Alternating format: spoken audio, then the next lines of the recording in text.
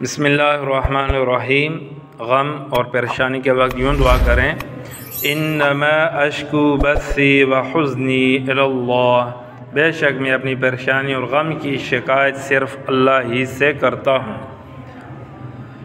اللہم اغفر لنا قبل الموت، ہے میرے اللہ موت سے پہلے ہماری مغفرت فرما، ورحمنا عند الموت، اور موت کے وقت ہم پر رحم فرما، وَلَا تُعَذِّبْنَا بَعْدَ الْمَوْتِ، اور موت کے بعد ہمیں عذاب نہ دینا، وَلَا تُحَاسِبْنَا يَوْمَ الْقِيَامَةِ، اور قیامت کے دن ہمارا حساب نہ لینا، إِنَّكَ عَلَى كُلِّ شَيْءٍ قَدِيرٌ، بے شک تو ہر چیز پر قادر ہے۔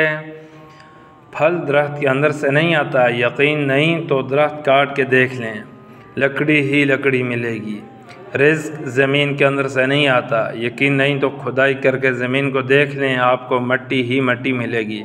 یہ سب تو اللہ کے حکم سے آتا ہے، چاہے زمین سے نکالے یا آسمان سے اتارے۔ حضرت اسماء بنت امیس رضی اللہ عنہ کو آپ صلی اللہ علیہ وسلم نے پریشانی کے وقت یہ دعا پڑھنے کی تلقین کی، اللہ ربی لا اشرک بہ شیئا، اللہ ہی میرا رب ہے، میں اس کے ساتھ کسی کو شریک نہیں کرتا۔ استغفار کی کثرت رزق کو کھینچ لاتی ہے، نظروں کی حفاظت حکمت دانائی اور فراست کو کھینچ لاتی ہے، حیا اور پاک دامنی خیروں اور بلائیوں اور برکتوں کو کھینچ لاتی ہے۔ حضرت عبداللہ بن عمر رضی اللہ عنہ بیان فرماتے ہیں، رسول اللہ صلی اللہ علیہ وسلم نے قضاء سے منع فرمایا۔ قضاء کا مطلب سر کے بعد ایسے کو منڈوانا اور بعض کو چھوڑ دینا۔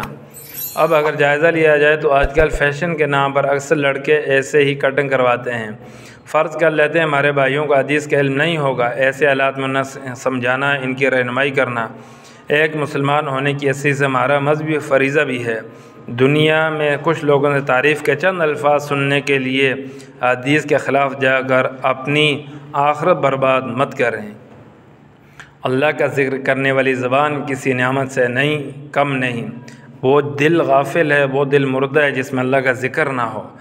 استغفر اللہ الذی لا الہ الا هو الحی القیوم واتوب الیہ، سبحان اللہ والحمد للہ ولا الہ الا اللہ واللہ اکبر، سبحان اللہ وبحمدہ سبحان اللہ العظیم، اللہم صلی علی محمد النبی الامی وعلی آلہ وسلم تسلیما، اللہم صلی علی محمد صلی اللہ علیہ وسلم وعلی آل محمد صلی اللہ علیہ وسلم، اللہ اکبر کبیرا والحمد للہ کثیرا وسبحان اللہ بکرۃ واسیلا، لا حول ولا قوۃ الا باللہ۔